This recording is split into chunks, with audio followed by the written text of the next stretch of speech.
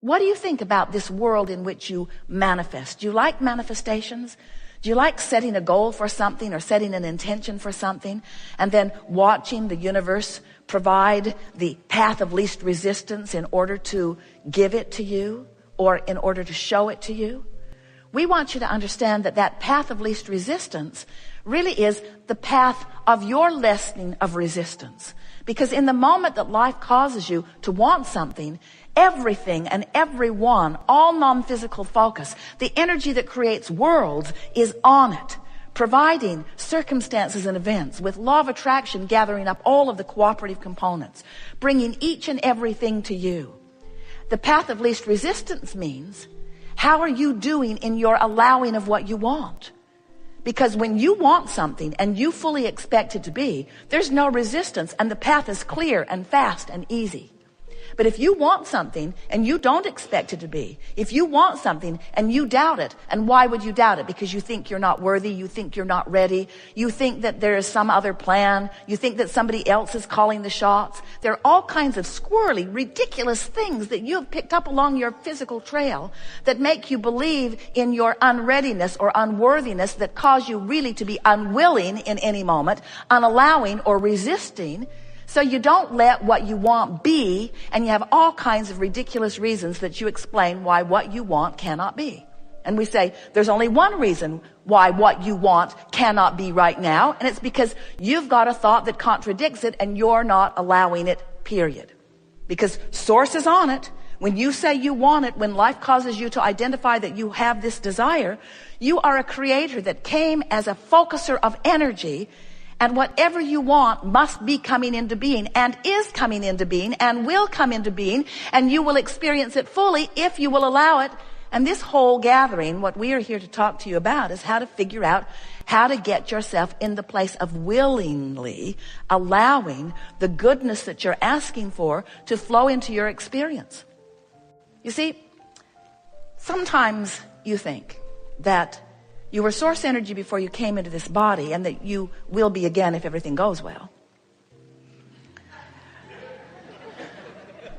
But we want you to know that that source energy part of you is always flowing to you and through you.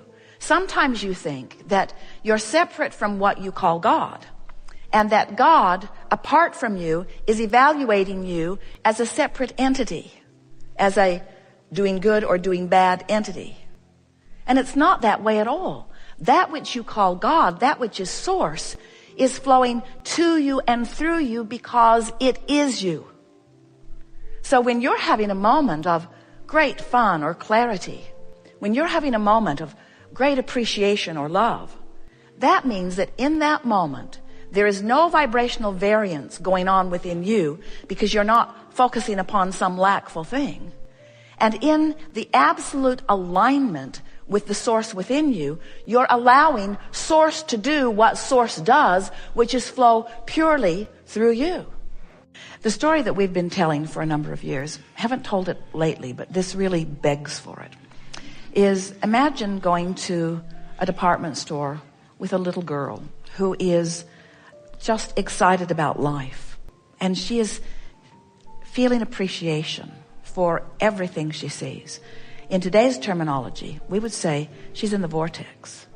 So from her vortex perspective, she's appreciating and reveling and loving and adoring. And you are in the vortex also.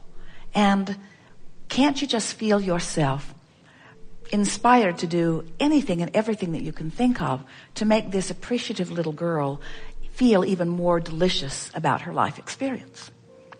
But now imagine a little girl who's with you, who is just ornery and demanding and not appreciative. And wouldn't you find yourself not only not wanting to offer something, but wanting to sort of get out of there? An entirely different thing is being evoked from you. Right. So in our analogy, the little girl has this vibration going on to which you are responding. And if it is a vibration of alignment, then it aligns with your vibration of alignment, And there's no sacrifice, because the only thing that you can ever sacrifice is your alignment. If you believe in the limited pie, which you don't, but in this setting it feels a little bit like it. Right. If you believe in the limitation of the pie that has been manifested, then you can feel uncomfortable about the way it's being divvied out. But when you understand that there is this unlimited, infinite pie, then there's no competition. Then there's no worry about anything. Then there's just this graceful unfolding amongst those who are playing together. We are certain that in the vortex nature of the relationship as it began was really in place, so that you were inspired from inside the vortex to share your unlimitedness with someone. But over time, she is not evoking from inside the vortex, and you are not responding from inside the vortex either. Really? Now, you can't do anything about whether she's in the vortex or not, but you can do everything about whether you are or not. And what we've noticed is that from inside the vortex, you aren't necessarily inspired to fork over anything that anybody is needingly asking for. In other words, from inside the vortex, it's always inspired, and you can always feel when the inspiration is there. So what you have to decide is that vortex first and then manifestation later. If you decide that you will let your action follow your inspiration from inside the vortex, and that you're not going to offer action unless you are inside the vortex, it would be a good discussion to have with anyone. In other words, you can talk about it among your friends about how life is working out for you, and you've decided that in your old age you can kid about it. In my old age, I've decided that I'm going to do those things that I feel really inspired to do. And when the inspiration comes, I've been following through with the inspiration, but I have been making a point not to do things because I think I should, only doing things because I think I want to, and I'm feeling so good these days. And then don't do it unless you feel like you want to. And what you will begin to discover is, if she is really outside the vortex and you are in the vortex, she will drift away from your experience. If you are both outside the vortex, you will stick together like glue, and she will Right. she will extract unwilling money from you for a long period of time, and you will feel resentment about it. If you're both in the vortex, then there will be a give and take that is really a comfortable one, you say. Right. So it's vortex first, manifestation next. In our analogy, we were talking about this little girl who was offering appreciation, but she was offering appreciation before you were inspired. In this case, you are offering the behavior hoping to induce appreciation. It's backwards, Right. you see. You have to find alignment first from which you will be inspired to the perfect action that is most appropriate for her. Because this is always a truth. When you stand in a place where you say, I do this for you, for I see you cannot do it for yourself, there is a disempowerment factor that does not evoke appreciation. Instead, it evokes resentment. It evokes a feeling of not enoughness. It's what's wrong with the welfare system in your nation today.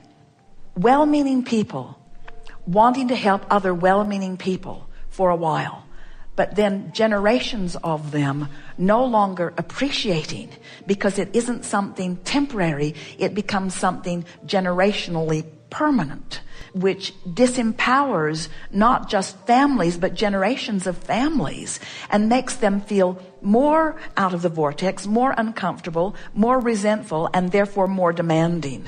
And then the whole thing just sort of breaks down. You are an uplifter of helping her to know who she really is. You want to empower her. And in your observation of what's been going on, you have come to the conclusion that you must not be empowering her because the condition seems to be permanent. And so now you've come to this new desire. This new desire is springing out of this. I still love this person and I still want to help this person, but I want to help in a way that is really help. The help that you're wanting to offer is to hold her as your object of attention in her current behavior without feeling uncomfortable about it. In other words, making peace with what is. Let's go general on it and see if we can make peace with it.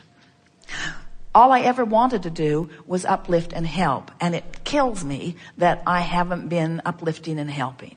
It's all sort of been a futility. And now I'm beginning to feel taken advantage of. So now that's about as specific as we need to be, because it feels about as bad as it can feel. Right. So now we're going to go generally negative. We're not going to be foolish enough to try to jump all the way over to the high in the sky stuff. We're going to go generally negative. Well, it may not be intentional. I'm not the only one who's sort of been caught up in it. I have plenty of resources, so it's never been any skin off my nose. But it's not really about that. It's not about economics. It's more about my desire to uplift and my awareness that I haven't been uplifting. I really don't have to figure this out right now. I don't have to make a decision about what I'm going to do forever. I could offer sometimes and not offer sometimes. And it might even be fun to witness the awkward moment when I decide that I'm not going to put money in the pot. In fact, it could be sort of a joyful journey when I decide to take care of my own experience and let everybody else do the same. I sort of like the idea of seeing how this plays out. This could be sort of fun. I always like it when revelations occur to other people. And I'm looking forward to the moment when this woman, who I really do care about, receives the revelation that the party's over. As far as I'm concerned, I'm not going to withhold my awareness of her, and I'm not going to withhold my appreciation of her, and I'm not going to withhold my ability to uplift her, but I am going to withhold my enabling of her weakness. I'm going to see her as stronger than that. I'm going to practice expecting her to get hold of her own experience. It's going to be so much fun the day I witness her offering to buy lunch for all of us, or even her putting in her own. How exhilarating it's going to feel when the check comes around and we've all had a very good time and she reaches into her pocket and puts something on the table for herself. That is just going to feel so good. Not because any of us have missed the money, but because she has found a piece of her empowerment. I just love giving someone a hand up, but I never want to be responsible for them becoming weak. I so am an uplifter, and I so appreciate any opportunity I have to discover what true empowerment and true upliftment is. And I believe with everything that I am, that attention to someone's weakness only adds to their weakness, while attention to someone's strength adds to their strength. And I've been needing her to show me some strength so that I could have a knee-jerk response to her strength. And then I'm annoyed that all she's showing me is weakness, so I'm having a knee-jerk response to her weakness. And all along, what I'm discovering is it's my knee-jerk response to my own strength or weakness. My knee-jerk response to my own ability to see it the way I want to see it. Right. Now you're almost at the point where you could begin rampaging. Life is really a kick in the pants. We're all interacting with each other in so many funny ways. It's really fun to get a handle on all of this. And most of all, this is insight into what's going on with me more than it is insight into what's going on with her. Now I'm understanding that I can perceive life with my inner being fully integrated within me, or I can perceive a moment in time without. I've been having some manifested moments without my inner being, without my inner being fully functioning within me, because I've been letting this be my excuse to withhold from myself my true resources. What it really is about is you finding a way to make peace enough with anything that is, that you are not using it as your excuse to deprive yourself of your full connection. Right. So what she's giving you is an opportunity to fully manifest the fullness of who you are without her changing anything. And Right. that is unconditional love. She is giving you the gift of the discovery of unconditional love. And that's worth about 1 million breakfasts.